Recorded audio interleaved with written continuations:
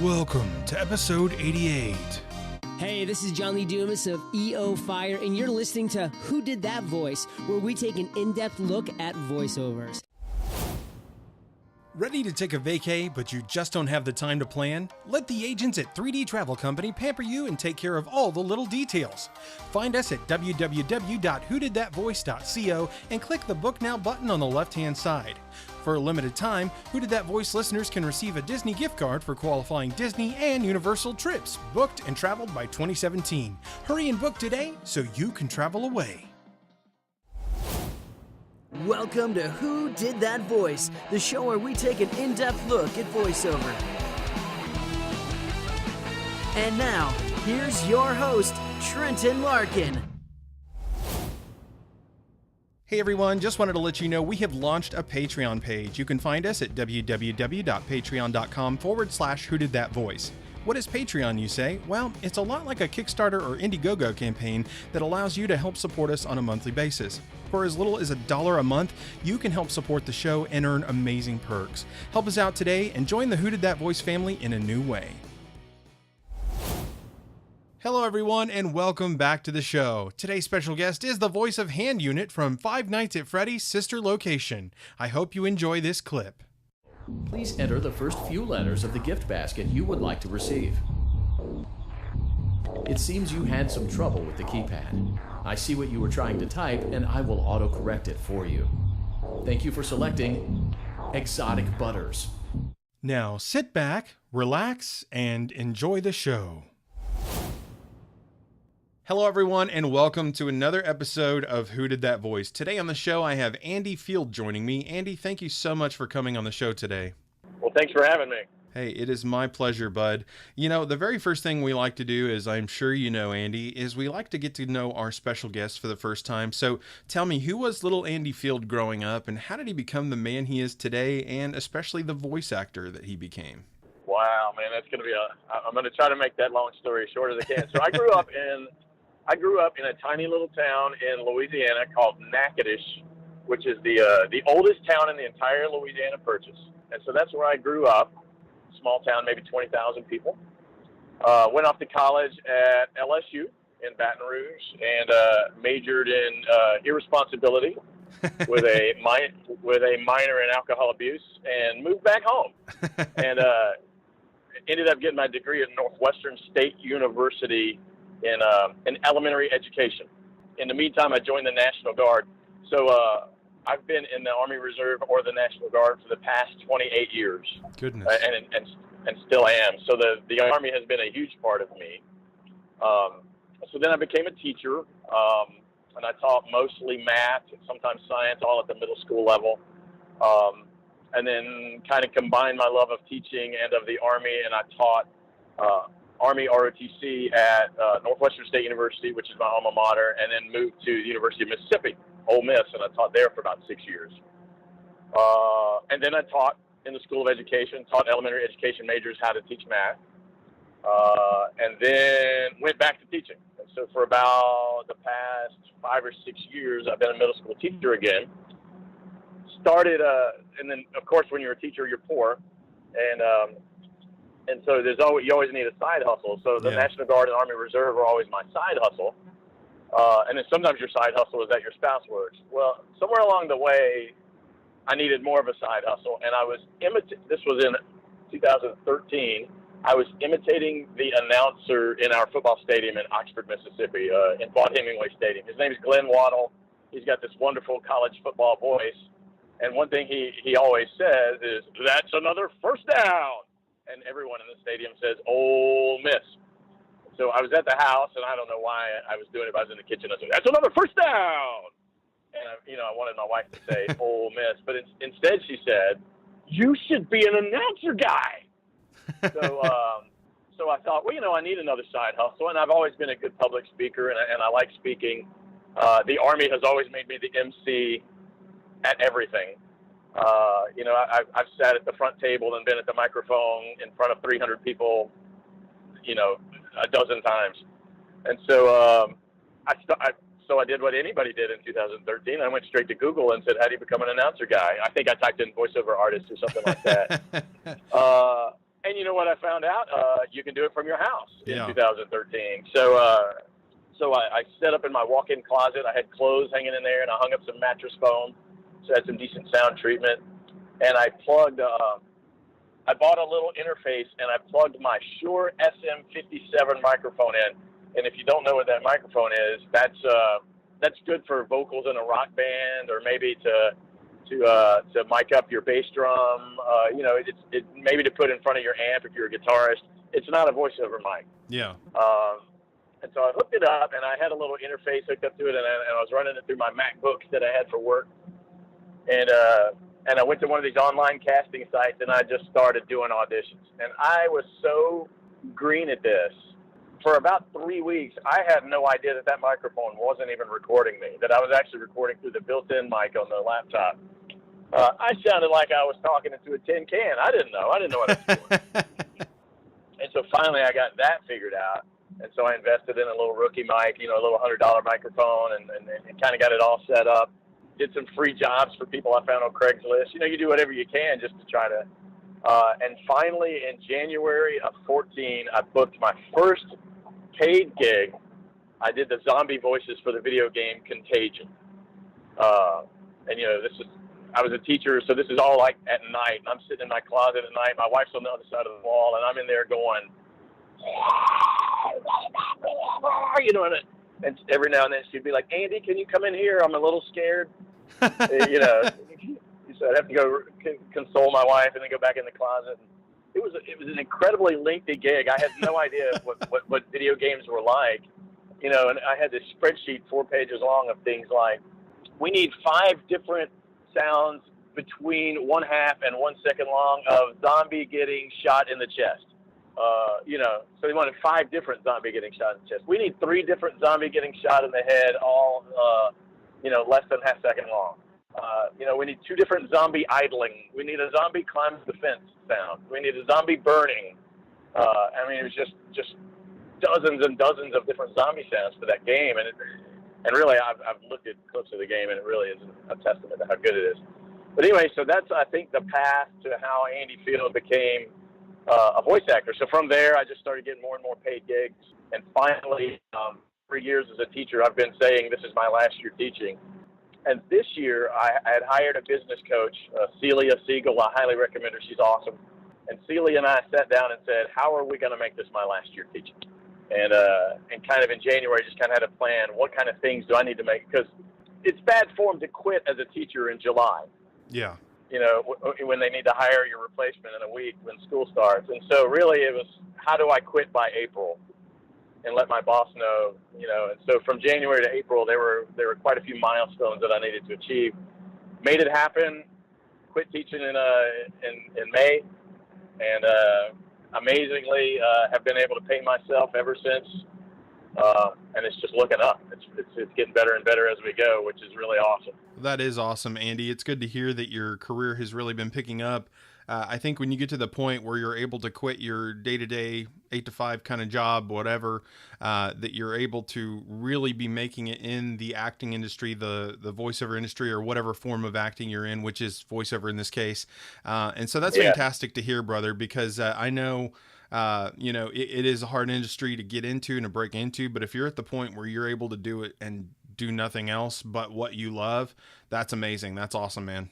Yeah. And, you know, I was making some money on top of my teaching salary and on top of my Army Reserve check. So it wasn't like I could just quit and make, you know, a tiny bit of money with voiceover. I really needed voiceover to kind of replace all 3 jobs that I had.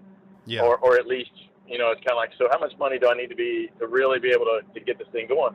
But the problem was, as most voice actors know, especially in the flyover stage, you spend most of your day trying to find more work. You know, you do some auditions, you do some paid jobs, and then it's, you know, trying to build a connection with a past client or trying to find a new client and all this stuff. And you just can't do that when you're sitting in a classroom with 8th graders from 8 to 5. Yeah.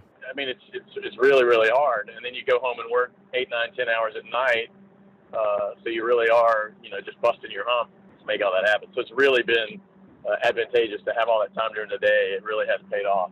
Absolutely. Well, Andy, first of all, I'd like to say thank you for your service, because, our reserve and our guard, they are very important to the United States. And so anyone that serves in any capacity for our armed forces or our, police, firefighters, everything, our servicemen and women, I totally appreciate what you do, and thank you for your service, man.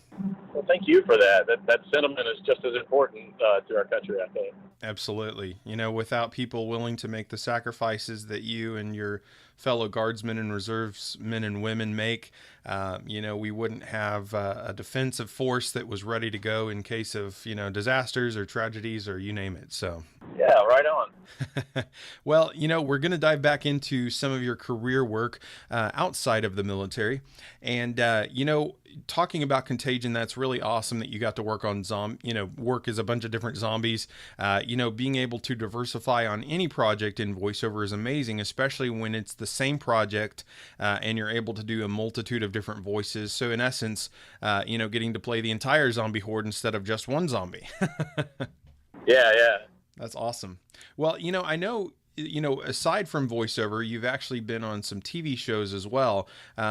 Speaking of TV shows, we're going to talk about NCIS New Orleans, where you actually got to play a joint task force agent. It was uncredited, but it was on episode 6, Semper Fi Tyrannus, back in 2015. So what was it like getting to be a part of NCIS? That was pretty cool, because I didn't know anything about on-camera stuff. So I was just kind of digging around online and kind of put my name out there on a couple things. And, it's just a background actor, but it was pretty cool to just get down there and see a professional production and see what all goes into the sound and the audio, and how many little assistant directors are all running around and all that stuff. And there you are 5 feet away from a mega star. And it was pretty neat to watch all that come into place. And it was a cool show because there's a military and a police connection, which is kind of stuff that I dig. But of course, background work pays almost nothing, and New Orleans is a good distance from my house, so you're really not doing that for the money. I met extras. Maybe one of the coolest things is the group of extras that you hang out with all day are this eclectic band of people.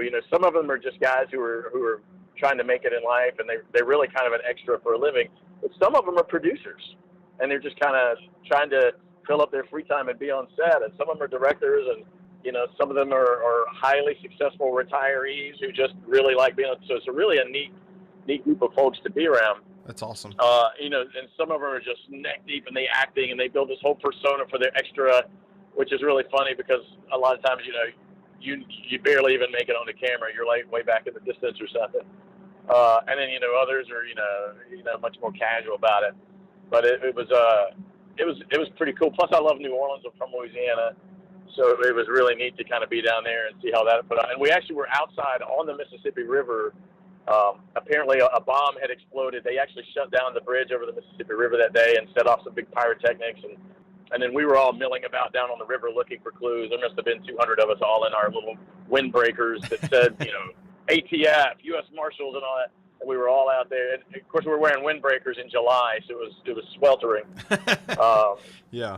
And then I got to play a sailor. We went over to the Navy base that's kind of closed down in New Orleans, and there were like 50 sailors in the scene. So I'm like way in the background. But that was pretty cool, and I kind of got the bug in my brain there that these people really need some help with the military accuracy. Yeah. And I thought to myself, I might like to be a technical advisor for military things or something like that. But I didn't really know where to start. So just recently, I've kind of hooked up with some people and said, you know what, I think I'm gonna get that resume out there. That would be something I would toy with. I've got a really, really diverse military experience, more so than most people, which I think would be good on a crew. But the money would have to be right, because I don't want to lose money in my voiceover career to go spend a day doing military advice on a movie or something like that. Well, that's a great idea, though. Being a technical advisor can be a very lucrative job if you have the right situations. Yeah. It does help bring a lot of money into the state. Because of tourism and because these film crews all bring in just so much tax revenue and stuff. So states like Louisiana, Mississippi, and Alabama and Georgia really we're finding that Atlanta just films movies and TV shows all the time, just because of it's so much cheaper for the productions to do that. Yeah, and I didn't even realize how much Georgia was doing when my wife and I went, a year or so ago, just to go see the Coke Factory and a bunch of different things. There was like the Walking Dead tour and all kinds of different stuff. I think there was even like a Marvel tour. There's all kinds of stuff, filming there. And I just didn't realize that so much was going on in Atlanta, because I know sometimes it seems like a lot of production has moved up to Canada for a lot of things. And so it's been nice to see that, Atlanta and New York and LA, of course, but, it seems like New York has been getting a lot with some of the Marvel TV shows. And then with all the Marvel movies and stuff, it seems like Atlanta has been getting a ton of those. And speaking of the Marvel movies and films and The Walking Dead, I believe you are actually driving back from Atlanta right now, where you were working on some of both of those. I am. I did all day Tuesday and Wednesday on the set of Avengers: Infinity War, and then I rolled right in from. I think we wrapped at about 3:00 on Wednesday on Avengers, and I rolled right into an all-night shoot on Walking Dead Wednesday, Thursday, and Friday night. So yeah, I haven't slept yet, and it's I don't know, was it 10:30 in the morning right now? So I'm eager to get home and hit the bed. Well, diving back into some of your voiceover work, the real thing that we are going to talk about is Five Nights at Freddy's sister location, the game where you played Hand Unit. Yes. So tell us a little bit about how that came about. So it was an online audition. The franchise of Five Nights at Freddy's games is all by an independent game developer named Scott Coffin. My understanding, in the urban lore surrounding these games, is that Scott was pretty much broke when he developed the first game, and I think was saying to himself, this is it. I'm going to give it one more shot, and then I'm going to have to get a real job. And the first game just took off, and the only voiceover in the first game was Scott himself. He's kind of the phone guy that gives you the directions. And then second game, third game, fourth game. So our game, Sister Location, is the fifth game and the first to really feature voice acting. And there's 10 or 12 of us in the game. And so I auditioned for it. I think there were 120, 122 auditions, something like that. Wow. And I had like one little line. He wanted a computer voice. And the line was something like, please enter your name on the keypad below. This cannot be changed later, so please be careful. And he wanted a robot voice. And he kind of said, maybe reminiscent of HAL 2000. And so I knocked out like 3 takes, each progressively more robotic, until, you had that traditional movie robot voice. And please enter your name on the keypad. But the first couple were a little smoother, kind of the voice you hear now. Please enter your name as seen on the keypad. And that's what he ended up going with, was just kind of that smooth, almost infomercial voice. Yeah. Which was a natural voice for me. I've been doing that one since high school.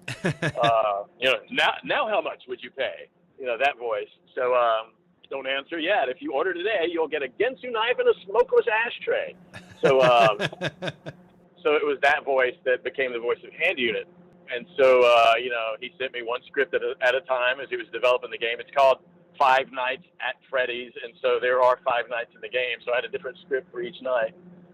And I didn't get them all at once, and so he would send me one and all that. And so I didn't know the rest of the game script either, so it all just kind of unfolded, little by little. There's a running gag that my character has, and I didn't know it was a running gag when I got the first night, and so you kind of can hear my voice evolve as the game goes on too. So the running gag, and this is kind of a big part of where my career is right now. So the running gag is that Hand Unit, he's got this really jiggly keyboard on the screen, and you can never type anything incorrectly. And so he always auto-corrects whatever you were typing to something that's completely wrong and funny, which kids don't always relate to, but we adults can totally relate to it. When you're on the phone with those auto things and you're like, file an insurance claim. I think you said you want to purchase a home. Is that correct? No, file an insurance claim. I think you wanted the population of Denver. Is that correct? And it's just this whole... And so the running gag that Hand Unit has is that he's always auto-correcting whatever you type in. So on the first night, you're typing that line I just said, please enter your name as seen on the keypad. you're trying to click on these things and it's all jiggly and you can never get it. And so he says, it seems you had some trouble with the keypad. I see what you were trying to type, and I will auto-correct it for you. One moment. Welcome, Eggs Benedict. So your name is Eggs Benedict, and that's totally not what you meant to type. And so so the fans, there's Eggs Benedict all over the chat rooms and all that, and so the fans all dig that. And then on the second night he corrects. You get to choose what voice you want. And at that point I really thought, well, that's it. I'm done with Five Nights at Freddy's. We're going to choose another voice. And he autocorrects it to angsty teen. So for a few moments in the game, there's another voice actor named Jesse Adam. You get this angsty teen voice as your computer guide through the game. All right, the elevator stopped. Whatever, you can get out if you want to. I don't care. This whole angsty teen voice, and then the system malfunctions, then it resets to the default voice, and I'm back. So so on the fifth night. And this is the one that's kind of attained meme status. You get to choose your gift basket that you have earned after 1 week as an employee, and so it autocorrects your gift basket to exotic butters. So you get it, and so when you win the game, there's a menu and there's a little basket of exotic butters there, and if you click on it, it's my voice saying exotic butters. So one of these YouTubers, Markiplier. I don't know if you're familiar with Markiplier. He calls himself the king of Five Nights at Freddy's, but he's absolutely huge. Forbes magazine called him the most influential figure in gaming this year. And so Markiplier's clicking on this thing. It's going exotic butters, and he's laughing. And he says, how long before someone makes a remix of exotic butters? Well, he's got 15 million subscribers, so the answer is about 5 hours.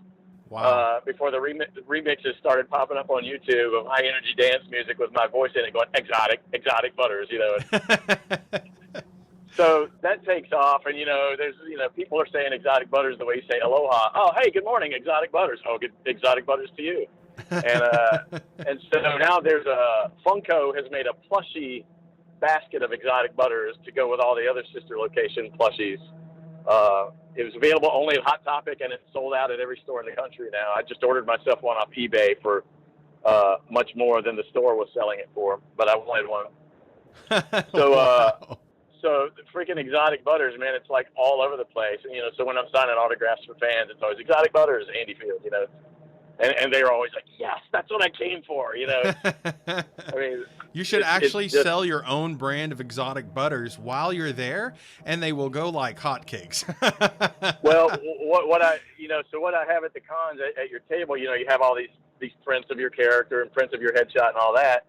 And so I was at a con recently, and a vendor somewhere at the con who was a fan of the game had a little basket of butters they had made out of wood. And fans would go over there and buy the butter and then come over to me and buy my autograph on the stick. And I said, what, so the last couple of cons, I've just brought my own butters, and they sell much better than the prints do. I mean, fans come up and they go, oh, I got to have a stick of butter. And then they walk around all day with still a stick of butter. And, I was like, I'm selling a piece of wood that I've painted yellow. But then I looked over, there was a pro wrestler right down from me that sells pieces of 2x4. I guess he used to hit people with 2x4. Hacksaw Jim Dugan. He just sells straight up a piece of wood, with his autograph on it. So this awesome. guy's walking around the con with these chunks of wood. It's just hilarious. So it's amazing that exotic butters has become a thing. Yeah. And it's attained this meme-like status in the Five Nights at Freddy's world, anyway. Yeah. But it's absolutely hilarious. And so, like at the convention, sometimes I haven't been advertised well by the convention, and so there'll be Five Nights at Freddy's fans there who didn't know I was coming. Yeah. They just happened to be at the con, and I'll see one of them walking past, and I'll say, hey, and they look over at me and say, exotic butters. And the look on their face, they freak out. They're like, oh my gosh, that's the guy that says exotic butters. Oh my gosh. That's funny, Andy. But seriously, you need to get with a dairy farmer, man, and have some butter there for sale, real butter. Because I used to go to this thing in Texas called Cow Milking Days, and they had these little containers, little plastic cylinders, and you would just shake them for about 10 or 15, 20 minutes, and it was the liquid to make butter. And after you churned it and shaken that thing, and you could just autograph the tube, and they could have real butter, and they will just go bananas. I'm there, man. Get with a dairy farmer. You got to know somebody. Yeah, I think that's buttermilk. I think I did that in elementary school one time. You shook it up, and then there was butter in it. Yeah, but man, that'd be fun, for serious. I think people would go berserk over that, or one of the butter companies needs to have you as a spokesperson. I bet their butter would like skyrocket through the roof. Oh yeah, it'd be awesome. And it's kind of funny to watch the demographic, because our fan base really spans anywhere from age 5 to age 30, but 95% of them are probably from 8 to 16. Wow. So it's a different. So at the Comic Cons and all that, they're kind of a different demographic. They're a little bit younger. They're not a lot of times they're first time con goers that came just for Five Nights at Freddy's. And so so we kind of bring a neat thing to the con to be able to introduce some first timers who are then going to fall in love with the whole Comic Con scene, and their parents come too, because a lot of times they're young. So it's a neat thing to watch that. Absolutely, Andy. As these kids discover this world. For sure, man. Well, hey, so I believe I was doing some research, and I found that you are a Voice Arts Awards nominee. Is that correct? Well, Scott Coffin is nominated for outstanding casting for this game. Okay. So I'm not, but I was cast in it, and so I'm not really quite sure how that whole thing works, but I think if he wins it, I think everybody in that game is going to get an award too. So I'm not, I don't know. I'm kind of figuring that out, but it's pretty exciting because, clearly he's a genius voice caster, because he cast me and all the other cast. But it's really cool to be part of that. This is the Oscars of the voiceover is the Voice Arts Awards, and the award ceremony is like November 5th. I think they're going to stream it live online. I mean, I'm not going to go to New York, but it would be pretty cool to, to do that. But I'm not a direct nominee like some of the others are. There's people like Best Voice in a Video Game and things like that. Yeah. But the game is a nominee for Outstanding Casting, which is it's pretty humbling to be part of that for sure. Absolutely. Because we're right up there in the field. There's four productions that are nominated for Outstanding Casting, and one of them is Cars 3. So Five Nights at Freddy's sister location is sitting there competing with Cars 3 for Outstanding Voiceover Casting, which is just mind-blowing. That's pretty epic. It really is. I think that's a pretty good start to your career, man, if you're already being nominated up against Cars 3. Yeah. As a show, as the entirety. And it's kudos to the rest of the cast and sister location. I'm just kind of the announcer. I mean, it's a fun voice, and I've really had fun inserting the dry humor and stuff into the game and all that. But there's just some phenomenal actors in that game too. Heather Masters plays Circus Baby, and man, she just really nails this broken, haunted being. That really contributes to the lore and the mystery that makes fans like the game so much. It's really awesome. Kellen Goff has this maniacal "I'm going to kill you" laugh and giggle and scream, and Michelle Moss wrote her own song for the game, and there's a little cartoon in the middle of the things where Chris McCullough and Amber Lee Connors have a little soap opera going. It's pretty cool. It's and there's just tons of others: Becky Shrimpton and Julie Shields and Jesse Adam that I mentioned before, and Zara Nakvi plays. She was in the trailer. This terrifying voice. And she just did her first con in England last weekend. So really just a cool group of people in that. Oh, PJ Haywood. Sorry, he's in there too. So. Awesome. I think I gave a shout out to everybody. If I missed you, I'm sorry. Well, sometimes it's hard to remember everybody, especially when you're on the go, but that's awesome, man. The shout outs, I appreciate it. And, congrats on the whole nominee for the show or the game as its entirety. It's pretty epic. Andy, what kind of advice would you give to somebody who's looking at potentially getting into this world of acting, and more specifically the niche of voice acting? I really like this piece of advice. My advice to you, if you want to get started, is this: get started. It's what I did. I went to Google and I got started. There's there is more information than you could read in your entire life. There are more YouTube videos than you could watch in your entire life. And I can tell you where I started, and I just gave somebody some of these names the other day. And I didn't start with Bob Bergen's website, I want to be a voiceactor.com, but it is a wealth of information.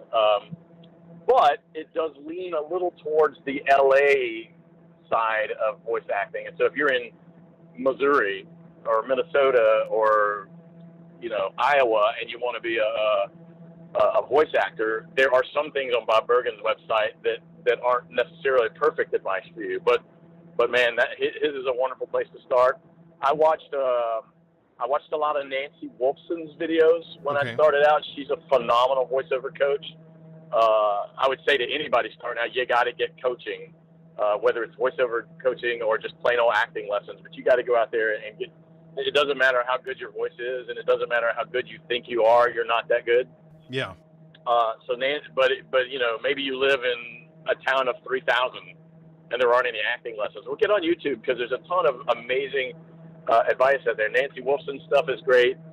Bill DeWeese has got a lot of good advice on voice acting, but also on launching a voiceover business. Bill lives outside Chicago and isn't really part of the big union Chicago voiceover scene. He's just running his stuff from his house. Nice. So essentially, Mark Scott's a Canadian guy that's got some wonderful business advice and a little bit of voiceover coaching too. So I threw those three names out at somebody the other day, and he emailed me back in a day and said, I've just in one day tripled my knowledge of the voiceover industry. There's just more out there than you could possibly do. And I'm leaving out some amazing people. Get out there and start reading and get started. You do need some decent gear. And a lot of people will tell you, don't even audition until you've had, a year's worth of lessons or something like that. I don't know. I disagree. If you think you're good enough to get started, then get started. I started auditioning immediately and was landing gigs. Maybe I'm exceptional, maybe I'm not. I don't think that I'm anything special other than, I was a decent speaker. But, if you're a kid sitting out there in the middle of Kentucky in your walk-in closet with a microphone and you're trying to wait till you have a year's worth of coaching, which could cost you thousands of dollars that you don't have, I don't know. Get started. If you don't land a gig in a whole year of auditioning, then that's a sign that you need some help. Also, there's some pretty cheap voiceover workouts out there. The one that used to be big was with Voice Bank. Okay. And then there's a group of voice actors that have kind of put together a replacement for Voice Bank recently, and I wish I could give them a better shout out. I'll have to email you what it is, but basically weekly you get a script and you record your audition, and you get feedback from someone who's in the know, someone from the industry. It could be an agent, could be another voice talent, it could be a casting director, something like that. But probably even more valuable than that is that you get to listen to everybody else. There may be 100 people who submitted their read, and you can listen to theirs and read the feedback from this knowledgeable industry insider. So in addition to getting feedback on your read, it's pretty cool to it's as if you were in LA watching 100 other people audition and hearing all the feedback for that. It's really an awesome thing that you can get anywhere in the world now that probably wasn't available 10 years ago. Yeah, absolutely. So, I don't know. That was a long answer to how do you get started. But hey, it's good, man. Everybody's advice is a little different, so I like it. So the short answer is get started. I love it, Andy. Well, I've got do something. Yeah. Well, I've got two final questions for you, brother, and we will wrap this interview up. And the first one is just, how can people reach out to you, Andy, whether they're fans and they want to talk to you, or maybe they're even looking to hire you for another voiceover project? How can people reach out to you, man? Email's best, and my address is right there on my website, which is andyfieldvoiceover.com. And that's probably the easiest way. I mean, I'm all over all the social media, so I'm pretty easy to find. But my website is andyfieldvoiceover.com, and my email address, if you don't feel like going on the website, is andy@andyfieldvoiceover.com. Awesome. So it's pretty easy to find. Well, that's great, man. It sounds like it's really easy to find you, and searchability is everything, especially when you have something easy to search. So it's awesome, man. Oh yeah. Andy, the last question I have for you today is, what is the legacy that you want to leave behind? Oh, wow. I've done a lot of interviews and a lot of panels, and no one has ever asked me what kind of legacy I want to leave behind. I like to talk a lot. So the fact that I'm stumbling over this, that's a great question. Because I like acting, and I like voice acting. I've only recently discovered that I liked acting. I really just wanted to be a voiceover guy and didn't realize that it was part of acting. I really dig that. I'm excited about being able to use my newfound celebrity, and I just said that in air quotes, to be able to impact young people in a positive way. But probably the most important young people are my 3 daughters. Awesome. So this voiceover has been and is continuing to be a way that allows me to impact them more and make them people who will go out. So, and maybe that's the teacher in me, just wanting to have that exponential impact on the world. If I can make a few people better, they'll make a few people better each. And, 2 generations down the line, you're impacting thousands of people that way. But I'm already starting to see that. I interact with the fans a lot on Twitter and things like that. And I interact with them on more than just voiceover stuff. They ask for advice with their love lives and their and social things and all that. And I was a middle school teacher, so I really like impacting young people anyway. Yeah. So I think that's it. I think being able to help people make their lives better, whether they want to be voice actors or not, this has been a platform to be able to do that. So whether I ever get to do another famous video game again, or whether I ever get a speaking role in a Marvel film or Walking Dead or whatever, whatever. I just want to make a living at voiceover, but being able to use that to help make people's lives better, especially young people, I think is the legacy I want to leave. Absolutely, man. I think that's epic, and I love the mention of your 3 daughters, and family is always super important to me, and I can tell it's very important to you as well as education, and I love that, man. I really do. Yeah, it's everything.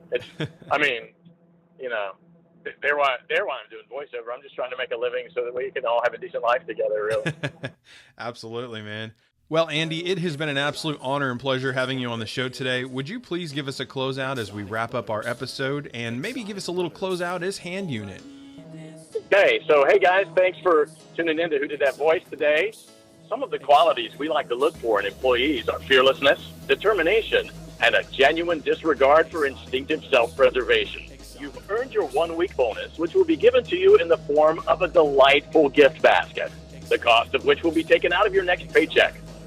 We have fruits, nuts, flowers, and of course the ever-popular cash basket. Using the keypad below, please enter the first few letters of the gift basket you would like to receive. It seems you had some trouble with the keypad. I see what you were trying to type, and I will autocorrect it for you. Thank you for selecting Exotic Butters. Hey, thanks for tuning in. Stay exotic, people. Hey, this has been Andy Field on Who Did That Voice. Well, everyone, I sure hope you enjoyed today's episode with Andy Field, the voice of Hand Unit. And if you did, please find me on Facebook, Twitter, or Instagram by searching Who Did That Voice. I would love to hear from you. A question you might ask yourself is, where can I listen to Who Did That Voice? That's an excellent question. You can hear us on iTunes, Stitcher Radio, TuneIn Radio, YouTube, and our website at www.whodidthatvoice.co. Click the Episodes tab and listen away. Well, everyone, that's all the time we have for this episode. Join us next time for our special guest, Lenore Zan, the voice of Rogue from X-Men the Animated Series. You won't want to miss this episode. Hey, do you ask yourself who did that voice? Well, if you do, go to our website, www.whodidthatvoice.co, and click on the Episodes tab. Choose an actor, pick their name, and see pictures from the different characters they voiced in their career. Thank you for joining us today. We'll see you next time for more discoveries on Who Did That Voice.